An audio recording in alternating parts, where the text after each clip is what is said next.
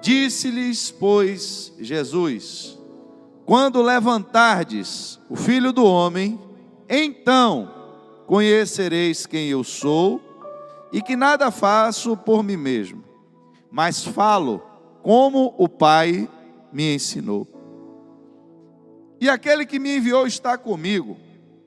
O Pai não tem me deixado só, porque eu faço sempre o que lhe agrada. Dizendo ele essas coisas, muitos creram nele.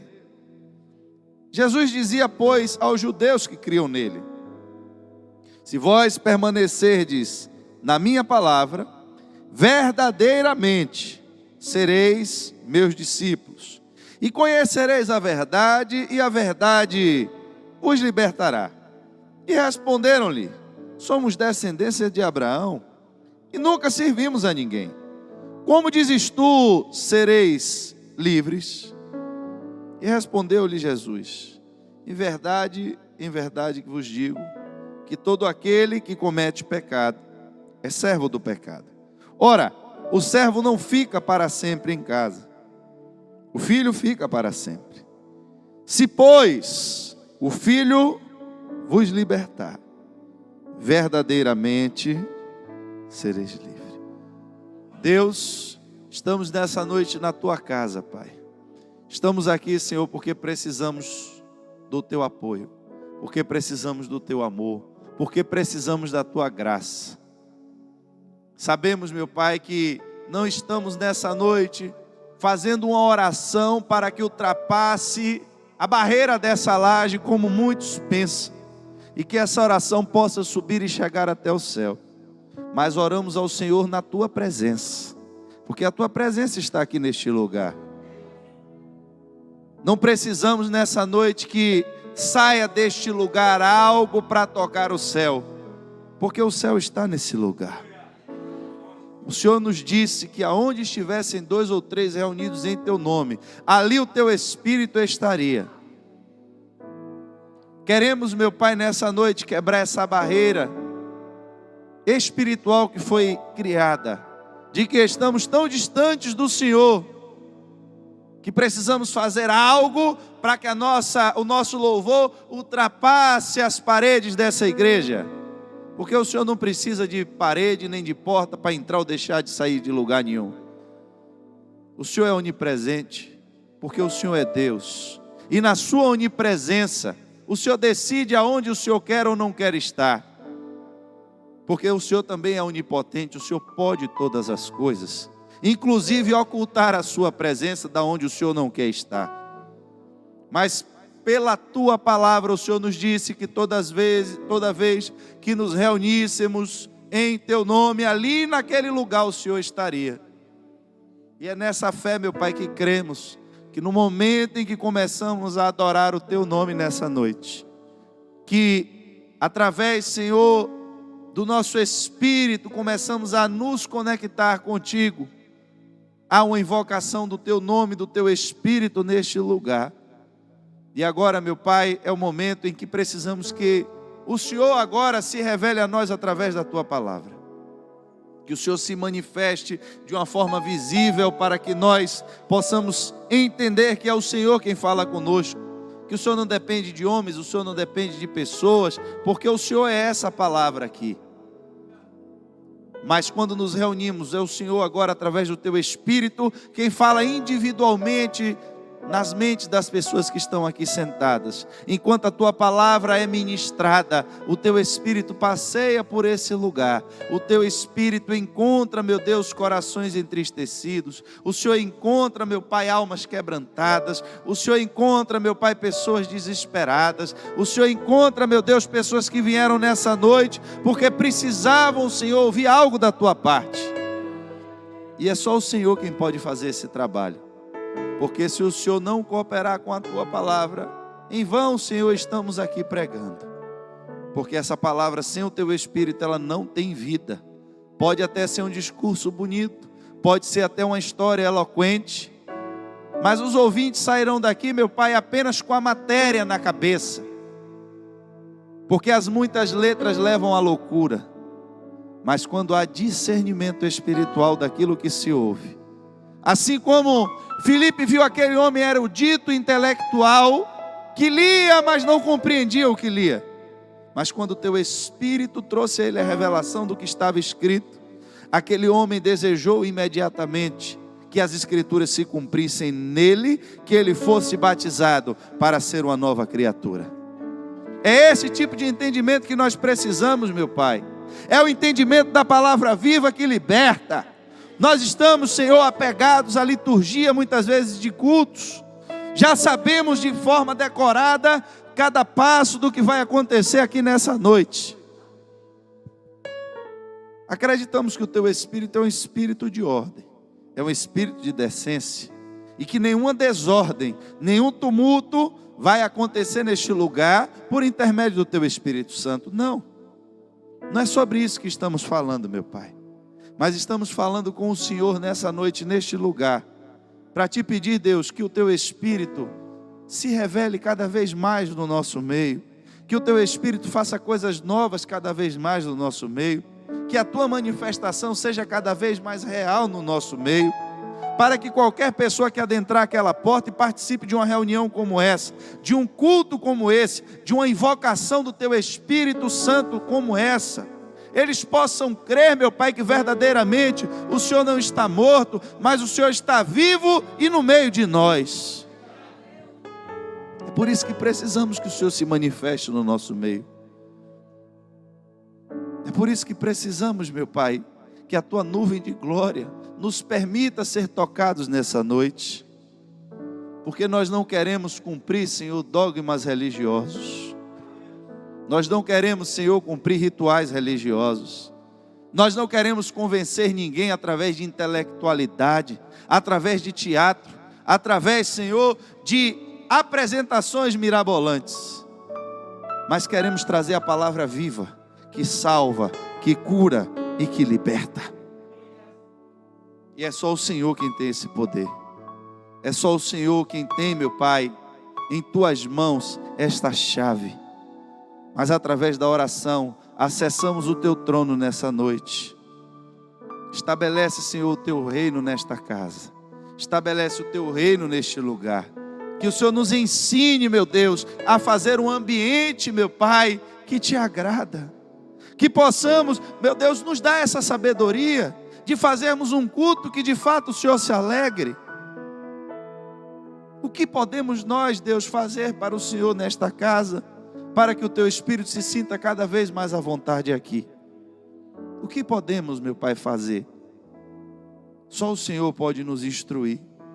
Só o Senhor pode nos direcionar, Pai. Traz, Senhor, um temor, meu Deus, ao teu povo.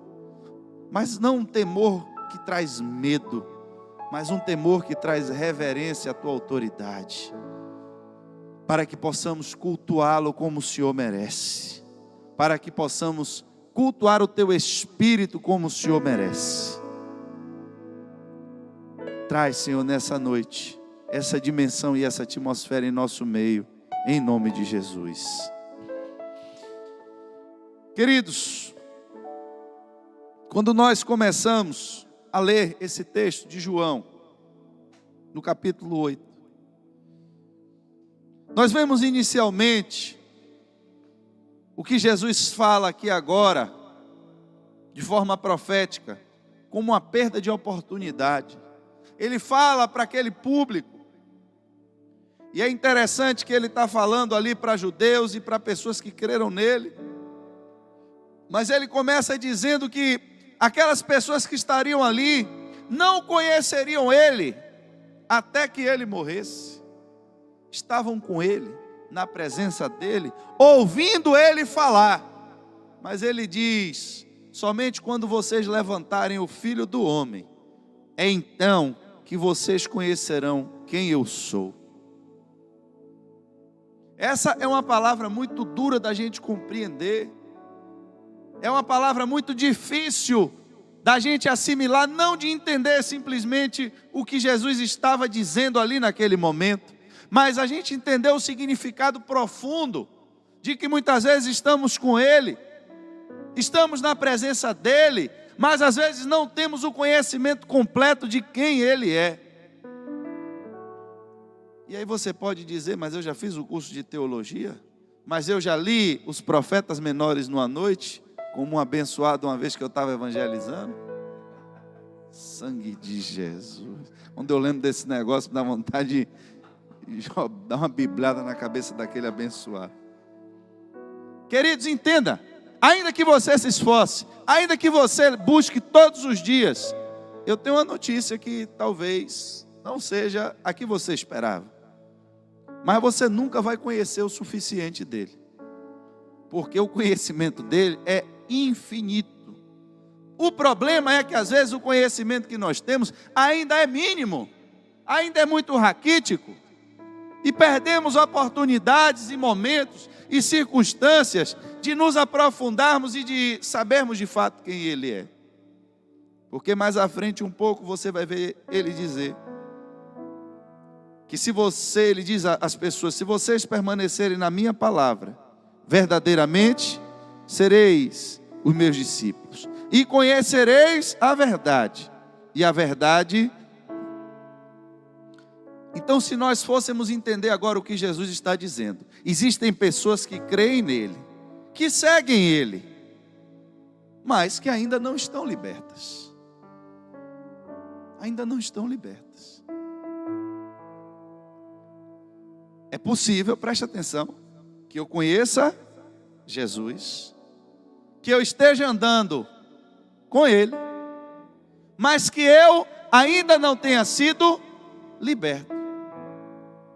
Porque talvez o conhecimento que eu tive ainda não foi um conhecimento suficiente, não foi um conhecimento verdadeiro. O conhecimento que eu tive ainda foi um conhecimento superficial. Conhecereis se permanecerdes na minha palavra. Essa é a condição para que você seja o meu discípulo. Agora, e conhecereis a verdade, e a verdade vos... Então, pode ser que eu tenha pessoas que conhecem Jesus, seguem Jesus, frequentam a igreja, mas a gente sabe, e a gente vê pelas obras dessas pessoas, que muitas vezes elas ainda não estão. O problema está em Jesus? O problema está que talvez o meu conhecimento ainda não tenha chegado nesse estágio do conhecimento que liberta. Porque agora ele vai concluir e vai dar ênfase exatamente no que eu estou dizendo. Quando o pessoal se chateia com ele porque ninguém queria ser chamado de escravo, ninguém queria entender esse processo que a gente vai entender ele aqui um pouquinho, mas no final Jesus conclui e diz, olha, se o Filho do Homem vos libertar, você não vai ser um pouquinho liberto. Você não vai ser mais ou menos liberto. Você não vai ser liberto por um tempo. Mas se o Filho do Homem vos libertar, verdadeiramente, liberto de quê? Nunca fui escravo. Descendente de Abraão. Não entendo o que Jesus quer dizer. Mas Jesus tinha dito antes, para explicar a gente, todo que comete pecado, mas se Jesus está dizendo, preste atenção agora, olha o tanto de conhecimento que a gente tem para compreender tudo. Jesus disse, quem comete pecado é escravo, mas se Adão pecou e nós herdamos o pecado de Adão, significa que todo mundo é escravo do pecado. E por que ele está contradizendo agora os judeus, se ele já tinha dito, e conhecereis a verdade, e a verdade... Aí ele diz agora, se o Filho do Homem vos libertar, verdadeiramente sereis livres. Então é possível também que alguém não tenha sido verdadeiramente liberto, porque não conheceu verdadeiramente a verdade. O problema, queridos, é que aqui nós não estamos falando de coisas tangíveis, coisas que se pode tocar, coisas que se pode pegar. Existem processos, existem situações que no reino do Espírito, eu tenho insistido nisso aqui nessa igreja, não existe fórmula matemática. Seria muito bom, e talvez nós homens, seres humanos, até nós líderes, gostaríamos de ter na nossa mão o cálice da verdade. Ah, como eu queria que Deus me desse o cálice da verdade, para que eu pudesse lhe dar uma instrução e uma ordem, e você só precisava cumprir um ritual, e aquilo estava pronto. Seria mais simples, seria mais fácil. Por exemplo, o que é que eu preciso fazer para passar num concurso? Como é bom quando alguém chega e nos dá o módulo do concurso. Eu quero fazer um bolo e alguém te dá a receita do bolo. E se você chegar em casa e pegar todos aqueles ingredientes que você recebeu e misturar da forma como foi ensinado e botar no forno na temperatura que foi determinada e no tempo que foi determinado, o resultado vai ser sempre igual. No mundo do Espírito as coisas não são bem assim. Existe um caminho, mas nem sempre o meu percurso vai ser igual ao seu para chegar no caminho, porque nem sempre vamos estar no mesmo lugar quando ouvimos falar do caminho. A minha vida e a sua vida, a nossa trajetória de vida, desde o dia que saímos do ventre da nossa mãe, na face dessa terra, foi marcada por coisas distintas. Nem todo mundo teve as mesmas experiências, nem todo mundo viveu na mesma casa. Uns tiveram pouco demais, outros tiveram demais. Uns foram estragados porque tiveram disciplina demais, outros porque tiveram de menos. Mas um dia apareceu para mim e para você agora um conhecimento da verdade. A possibilidade de ingressarmos em um caminho. Só que para continuar nesse caminho, eu preciso permanecer na palavra. Está aqui a condição para ser verdadeiramente discípulo, eu preciso permanecer na palavra. Ou seja, não é só entrar no caminho, mas eu preciso continuar andando nesse caminho. E muitas vezes, para continuar, para entrar no trajeto, o que me é exigido de início é muito pouco. Muitas vezes, para voltar para o caminho, eu só preciso mudar de direção. Mas quando eu começo a andar no caminho, que eu começo a conhecer a verdade, essa verdade começa a me mostrar que muitas vezes na minha vida eu ainda estou escravo de muitas coisas.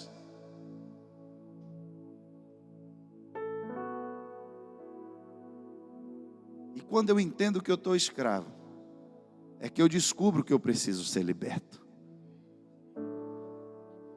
Vamos lá, vamos fazer uma ilustração nessa noite. Se eu pedisse a você nessa noite para procurar um morador de rua,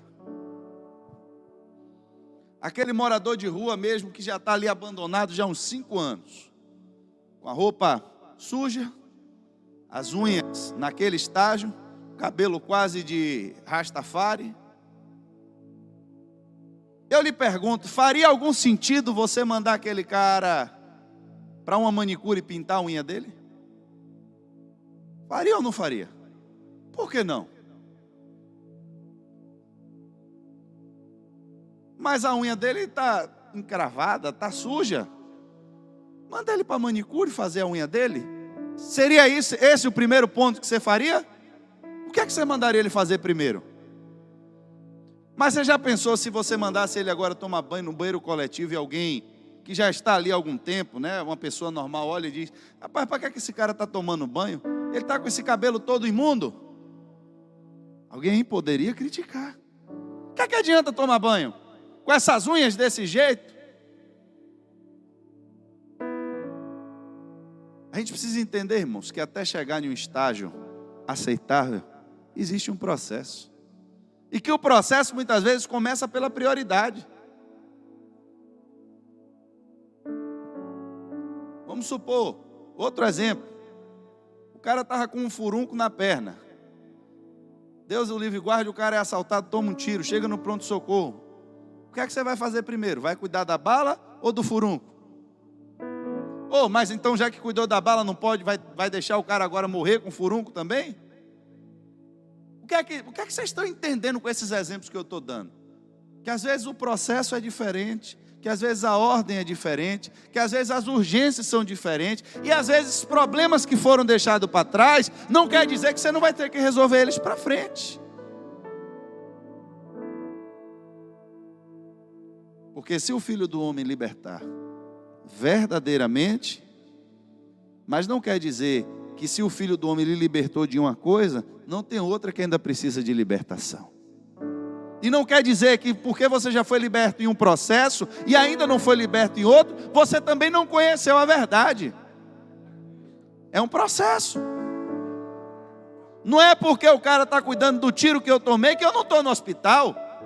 Mas você está com um furunco na perna? Estou, meu irmão, mas eu tomei um tiro, não está vendo não? Se não cuidar da bala eu morro. O furunco eu vou ficar capengando, daqui a pouco ele conserta. Só que às vezes nós chegamos na igreja e as pessoas não querem entender o processo. Isso não é, irmãos, isenção para ninguém viver vida de pecado. É um conhecimento da verdade. É um conhecimento que, como Tiago diz, aquele que atenta bem para a lei perfeita da liberdade, ele falando em liberdade, Jesus disse, aquele que peca é escravo. Mas se o Filho do Homem vos libertar, ele estava ali também, a gente já vai voltar para Tiago, falando dessa liberdade e dessa perfeição, porque você está ouvindo ele falar da lei perfeita da liberdade.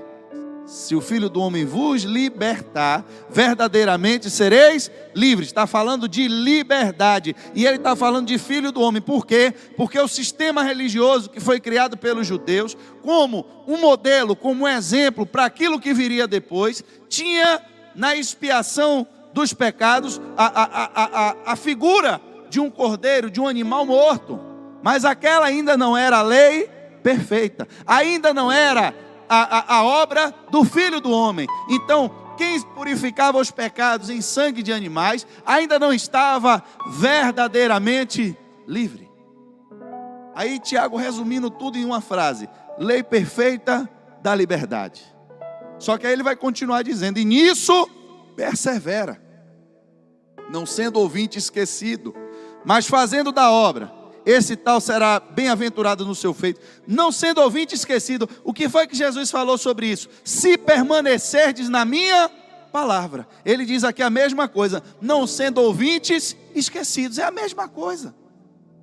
Permanecer na palavra é ouvir, guardar e obedecer. Mas eu posso ser ouvinte esquecido. Eu posso vir com um culto como esse, essa palavra pode falar no meu coração, mas eu posso passar pelaquela porta, e daqui a um mês eu não me lembro de mais nada do que foi dito hoje. Não mudei em nada, não coloquei em prática nada na minha vida. Posso ser assim? Pode. E qual é o risco disso? O risco é que vai ter áreas na sua vida que você nunca vai ser liberto. E o problema de ser escravo é que numa bela hora, uma corrente dessa pode lhe prender e lhe impedir de avançar. E no reino de Deus não existe a possibilidade, no mundo do Espírito não existe a possibilidade de ficar parado. Ou eu estou caminhando, ou eu estou regredindo. E quando algo me prende no meu caminho, eu começo a voltar de onde eu vim. E outros pecados que eu já tinha vencido, começa a me vencer de novo, começa a me escravizar. E a Bíblia diz que o estado daquele homem agora ainda é pior do que o que estava antes. É um processo, no qual quando eu entro nele, eu não tenho mais a opção de parar. Não tenho mais a opção de descansar. Irmãos, tem muita gente que entra na igreja porque acha que a igreja é legal. Vocês precisam entender isso. Tem gente que não sabe, não era o cara malhado, o cara descolado, o cara engraçado, o cara que ia para farra, o cara que pegava... Não! Era aquele cara às vezes tímido e que não falava com ninguém. Entra na igreja, todo mundo é gente boa. Tinha gente que no tempo de escola apanhava na escola, tomava pau. Aí vem para a igreja, chega aqui, ninguém bate, ninguém xinga, ninguém... Quer dizer, Colosso a gente botou apelido, mas é um apelido bom. Então, às vezes o pessoal no mundo bota os apelidos terrível, que aqui na igreja, pelo menos até onde eu sei, ninguém bota, né? E aí a pessoa gosta do ambiente e fica. Mas entenda, irmãos, isso aqui não é clube. Isso aqui não é um lugar divertido. Isso aqui não é um lugar de show. Isso aqui é um lugar espiritual. Isso aqui é uma casa onde a gente invoca o Espírito. Invoca o Espírito de Deus. A gente precisa sentir a presença desse Espírito em nosso meio. Não adianta nada eu dizer que sou crente se eu não sou liberto. Meu irmão, eu acho que esse pastor está falando aí, esse negócio está confundindo a minha cabeça. Preste atenção, irmão. Em Lucas 6, do verso 6 ao 11. A Bíblia diz que aconteceu em um sábado. Jesus entrou na sinagoga, estava ensinando. Havia ali um homem que tinha a mão direita mirrada. E os escribas e fariseus atentavam nele, se o curaria no sábado, para acharem de que o acusar. Mas ele, conhecendo bem os seus pensamentos, disse ao homem que tinha a mão mirrada: levanta-te e fica em pé no meio. E levantando-se ele, ficou em pé. Então Jesus lhe disse: uma coisa vos hei de perguntar: é lícito nos sábados fazer o bem ou fazer o mal? Salvar a vida ou matar? E olhando a todos ao redor, disse ao homem: estende a mão. E ele assim o fez, e a mão foi-lhe restituída sã, como a outra. E ficaram cheios de furor. E uns com os outros conferenciavam sobre o que fariam a Jesus. Preste atenção. Foca agora no culto, está acontecendo o culto. Tem um homem que não perde culto. Não perde o culto, guarda o sábado, está ali, um judeu. Respeita o ambiente, respeita a liderança, crê em Moisés, crê na descendência de Abraão. Mas o fato dele estar na igreja, dele estar ouvindo a palavra, sem a presença de Jesus, nunca libertou ele daquela enfermidade. Aí agora a presença de Jesus chega. Só que quando a presença de Jesus chega, começa a confrontar um sistema religioso que estava vigente. E quando o poder de Deus agora se manifesta no meio da igreja e cura e liberta o homem da enfermidade, os que estavam sãos, ao invés de se alegrar, começam a querer agora expulsar a presença de Deus do meio da igreja. Aqui tem duas lições para a gente aprender. A primeira: esse homem que foi curado, ele não fez nada para ser curado. Tem pessoas que você vê às vezes entrar na igreja, aceita Jesus e faz uma oração e é curado. Por quê? Às vezes os propósitos de Deus não são compreendidos por nós. A gente não entende quantas pessoas vão testemunhar aquele milagre. Qual é o propósito de Deus? Jesus tinha um propósito com esse milagre: confrontar o sistema religioso. Estava ali, Jesus queria curar o enfermo, queria. Mas mais do que curar o enfermo, ele faz duas perguntas: é lícito no sábado fazer o bem ou fazer o mal? Salvar a vida ou matar? Então, para responder essas perguntas, é que Jesus cura o homem. Já pensou se Jesus, só para dar uma resposta a alguém, lhe der uma bênção? Só para mostrar no seu trabalho que Ele é com você, Ele prosperar tudo que você colocar a sua mão? Jesus é assim. Às vezes Ele abençoa o homem só para que o seu nome seja glorificado. Minha esposa vem falando no carro: a gente tem que ensinar as crianças, aos nossos filhos, para que você foi criado? Para a glória de Deus. Eu fiquei pensando, né? Para a glória de Deus. Quando você é um bom profissional, o nome de Deus é glorificado. Quando você é uma pessoa boa, uma pessoa caridosa, que ajuda o seu próximo, o nome de Deus é glorificado. Quando você age corretamente na sociedade, você ajuda seu vizinho, você não incomoda ninguém, através de sua vida, o nome de Deus, a gente acha que o nome de Deus na nossa vida só é glorificado se a gente estiver dando terra na igreja.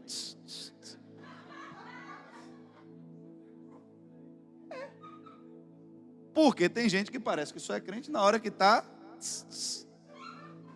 Não tenho nada contra a manifestação do Espírito de Deus, não, meu irmão. Quem me conhece aqui sabe, não tenho nada contra. Ao contrário, né? Muito pelo contrário. De vez em quando ainda dou uma... Quando a presença de Deus está no negócio, o clima é diferente. Não tem desordem, não tem bagunça, o negócio é certo. Funciona. Agora, aqui você está vendo alguém que precisava ser liberto.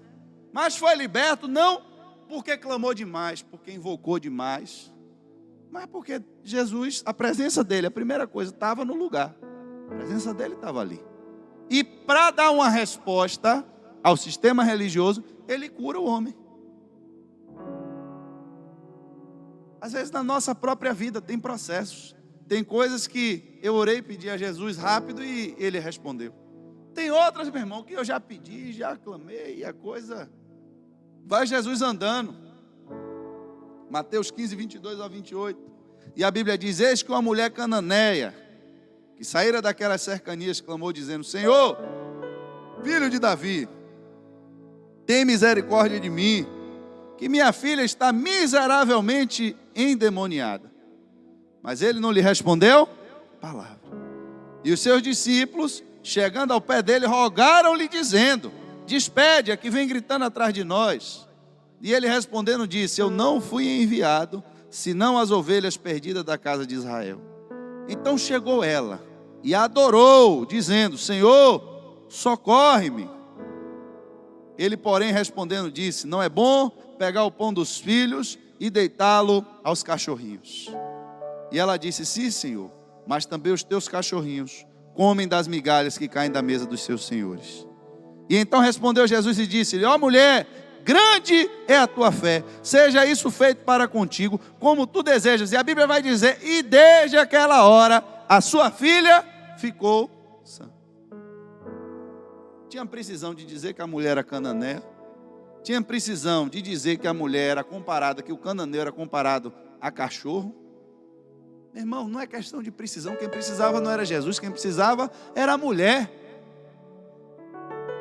Às vezes nós entramos na igreja e nos esquecemos que nós não somos nem judeus. Quer dizer, pode ter algum judeu aqui, eu não tenho nada contra também, né, irmão? Tem um amigo judeu, o seu Albert também já esteve com a gente, tudo é gente boa.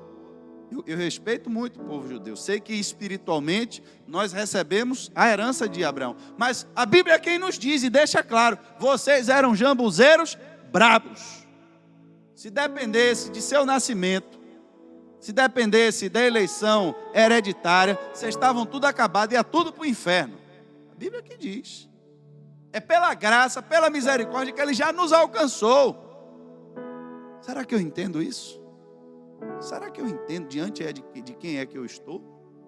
Será que eu entendo a grandeza de Deus?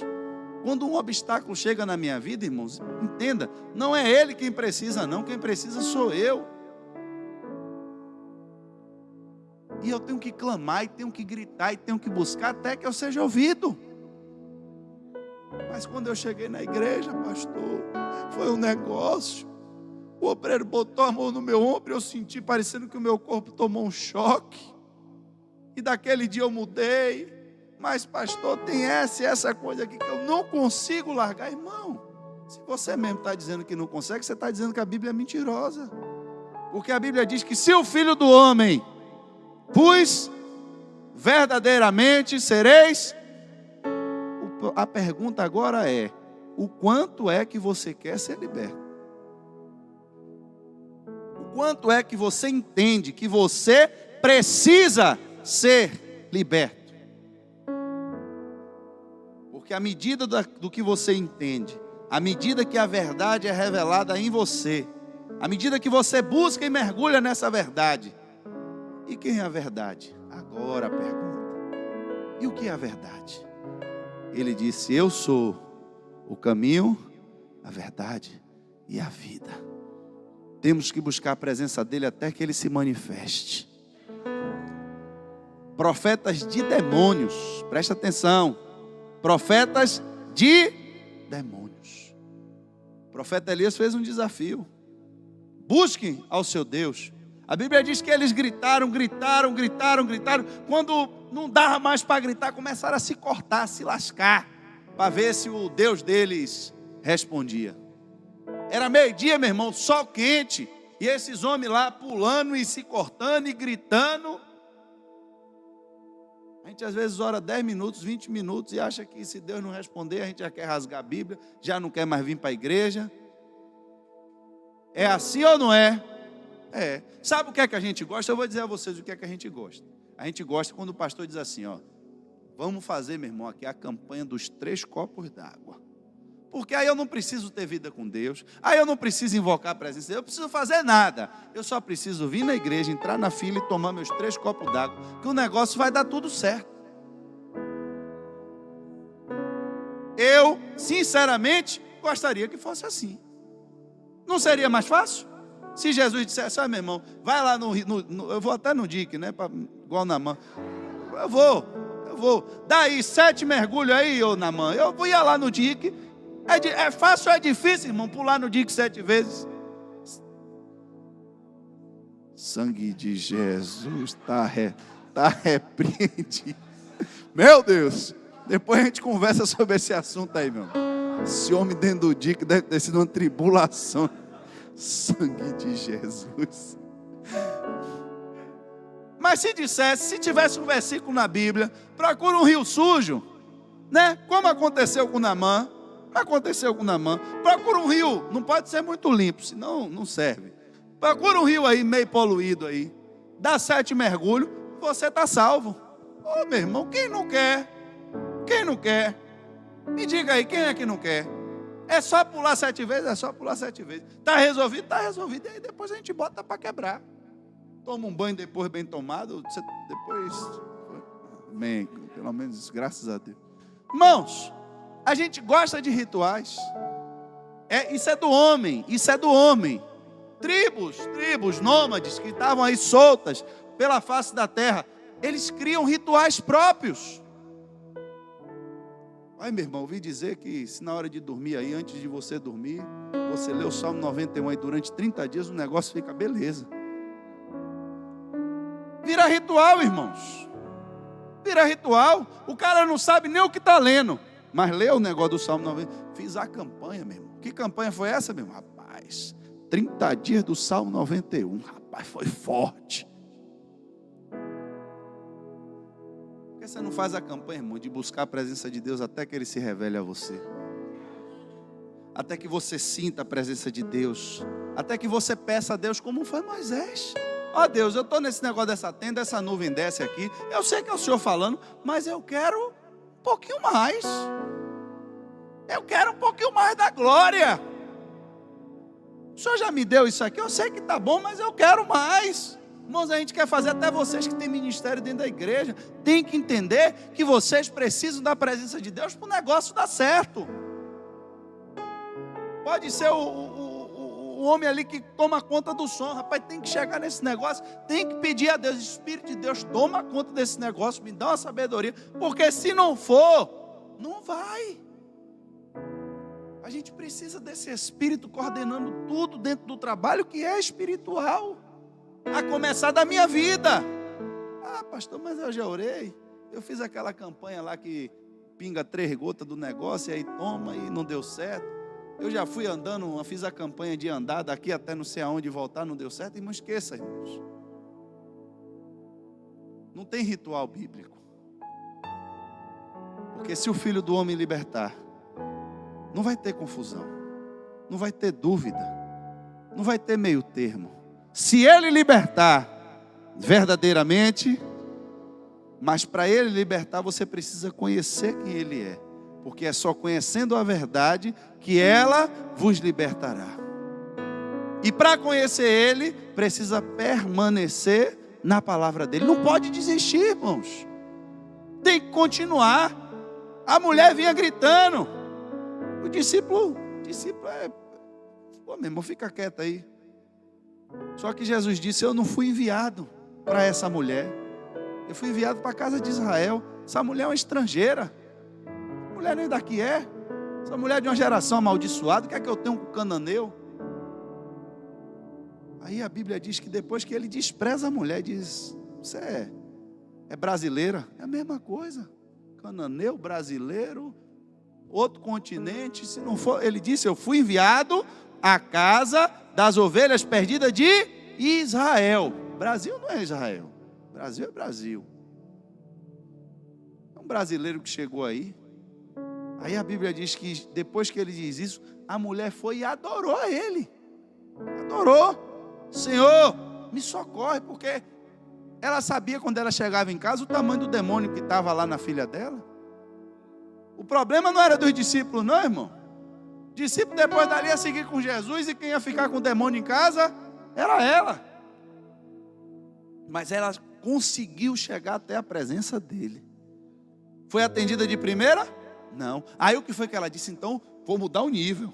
Não vou só gritar. A Bíblia diz que ela primeiro vinha clamando. Começou orando. Clamando não resolveu. Jesus disse: não, você é estrangeira. Aí ela mudou o nível. Agora eu vou adorar. A Bíblia diz que adorou e ainda clamou. Quer dizer, mudou o nível. Clamou e adorou. Socorre-me. Aí pensou que agora, mudou o nível. Eu mexi em alguma coisa na minha estrutura. É agora que Jesus vai se mover. Aí Jesus ainda dá uma resposta mais dura ainda. Como é que eu vou tirar o pão do filho para dar a cachorro? Aí vem agora o outro ponto. A humilhação. Ah, irmãos, tem gente que nessa fase aí perde. Tem gente que clama. Se for para gritar é comigo mesmo. E aí grita. Pronto. Agora é para adorar. Não, para adorar bota aí colosso da guitarra aí que a gente joga duro aqui. Para clamar, para adorar. Campanha de oração, amém. 90 dias de oração, estou dentro. Que horas é, pastor, para acordar? Acordar meia-noite. Não, bota meu nome aí. Vai para o monte. Eu ainda vou andando. Não vou nem pegar o ônibus. Sangue de Jesus. Daqui para Itapuã andando. Ainda sobe aquele monte andando. Passa a noite toda gritando. Aí chega o terceiro ponto. Agora está na hora de se humilhar. E agora passou do limite, né? Já disse que eu sou estrangeiro. Depois, agora vem com essa história de que não vai tirar pão de filho para dar para cachorro. Quer dizer, Jesus está me tratando como cachorro? Quem precisava de libertação era Jesus ou a mulher?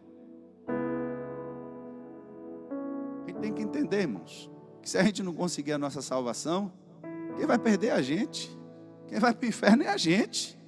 Se a gente não for liberto, quem vai ficar com o demônio para a vida toda no inferno é a gente. Está na presença dele, então aproveite, irmãos. Clame, busque, faça o que for preciso.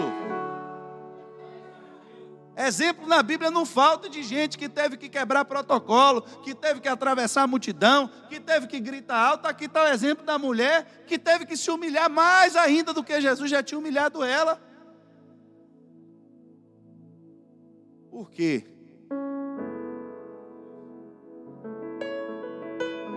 Porque o caminho é o mesmo, só existe um caminho. Mas para chegar até ele, cada um tem seu próprio percurso. Cada um tem sua própria caminhada. Porque a história de ninguém é igual a de ninguém. Só Jesus conhece o nosso coração. Só Jesus conhece a nossa vida. Só Jesus conhece a nossa história. Só Ele conhece os nossos traumas. Só Ele conhece as nossas raivas, os nossos rancores. Aquelas coisas que nós... Não, Jesus já me libertou disso, disse. Essa aqui eu vou deixar escondida para Jesus não ver, senão Ele vai querer mexer aqui também. O que é, irmãos, que ainda precisa ser liberto na nossa vida? O que é que ainda precisamos crescer? Cuidado que se sua resposta for nada, você corre um certo risco de ser arrebatado igual a Elias. Arrume tudo de sua casa toda vez que você vier para a igreja. Porque no caminho pode passar uma carruagem e lhe levar.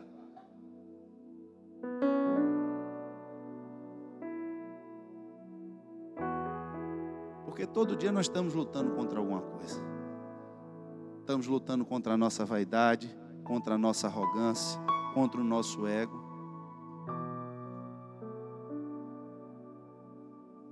Às vezes Deus quer botar você em uma posição de destaque.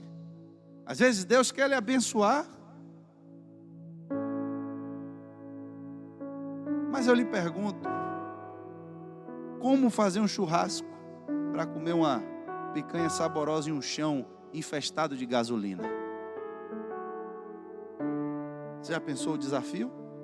Se eu lhe desse uma picanha uruguaia, com 2 dedos de gordura, o carvão, a churrasqueira, e lhe botasse em uma sala com o chão ensopado de gasolina? Você ia ter coragem de acender o fósforo? Mas a carne crua também não tem sabor. Como lhe colocar em posições de destaque, de evidência, se você ainda não foi liberto da ganância, da soberba? Tem gente, irmão, que está sentado no banco aí. Se Deus deixar esse homem subir aqui nesse lugar, pegar o microfone e dizer que é pastor, a partir de amanhã ele não fala com mais ninguém dentro da igreja. Vai chamar o irmão Clécio e dizer assim: ó, meu amadíssimo diácono Clécio, quero lhe pedir uma gentileza, que você coloque um cordão de isolamento no meio da igreja, de obreiros de frente para a minha pessoa, para quando eu entrar na igreja, ninguém nem falar comigo.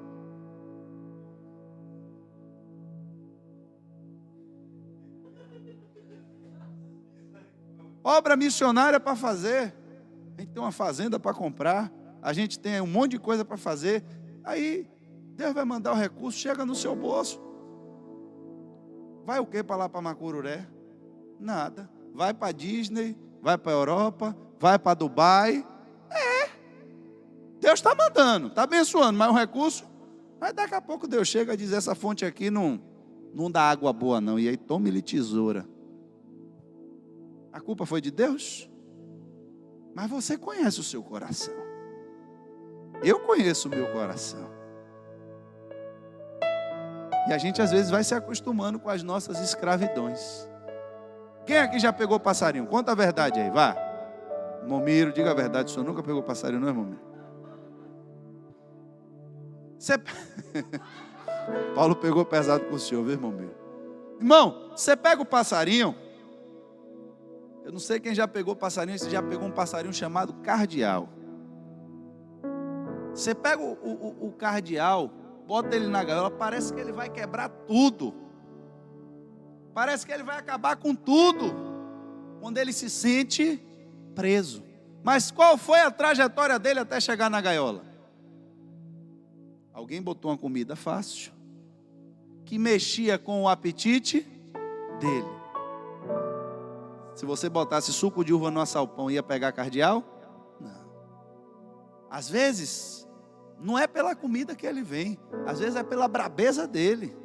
Está no território dele ali, o cara pega outro cardeal macho e aí bota na gaiola. Rapaz, quando ele vê o cardeal dar um pio, ele endoida e diz: não, meu irmão, aqui a área é minha. E desce com aquela brabeza dele, com aquela violência, que só falta quebrar a gaiola toda. Só que o cara bota uma gaiola que chama esbarro. Ela abre as portinhas de cima assim, ó. Fica abertinho, esperando ele com a valentia dele. Quando ele chega para brigar com outro que pisa, foi a última vez que ele voou solto. Depois, quando ele se sente preso, ele só falta, ele chega a sangrar no lado do bico. Não sei quem já teve a oportunidade de ver, fica em carne viva. Tem deles que chega a ficar cego, se batendo na gaiola tentando sair. Mas os anos vão passando.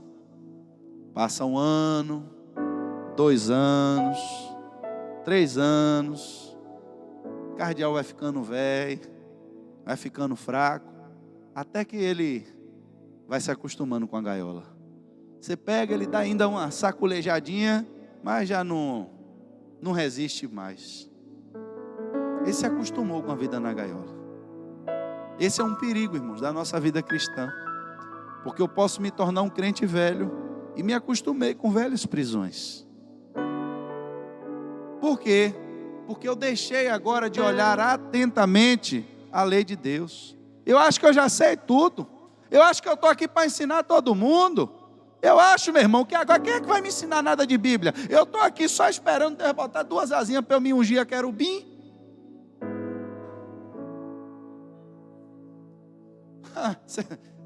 Eu dou risada, esse pessoal está por fora.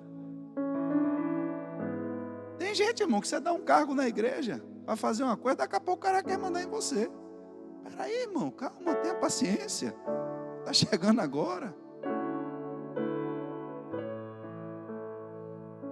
Onde é que ficou a humildade? Onde é que ficou a mansidão? O problema é que tem gente que ainda não viu que está preso.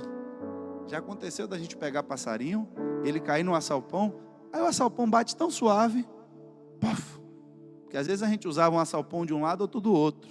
E aí quando estava pegando passarinho que anda de rebanho, a gente botava uma borrachinha para o assalpão bater e não fazer barulho, porque se tivesse mais, caía no assalpão do outro lado. Aí quando batia, puff, ninguém ouviu o barulho. Aí ele continuava comendo. Aí você ia andando e o bicho lá na dele. Só quando você chegava perto, que ele tentava voar, é que ele descobria que estava preso. Mas se o Filho do Homem vos libertar, verdadeiramente sereis livres. Eu posso estar seguindo a Jesus. Posso já ter conhecido Ele de alguma forma, mas talvez ainda não tenha sido verdadeiramente. Posso já ter sido liberto em algumas áreas, mas posso estar precisando ainda ser liberto em outras. Posso já ter sido tratado do tiro, mas às vezes ainda tem um furúnculo na perna. E eu preciso perseverar. Porque a diferença entre a morte do furúnculo e a da bala é só o tempo. A bala você ia morrer mais rápido. Mas se não tratar do furúnculo, com o tempo, também vai ser a causa de sua morte.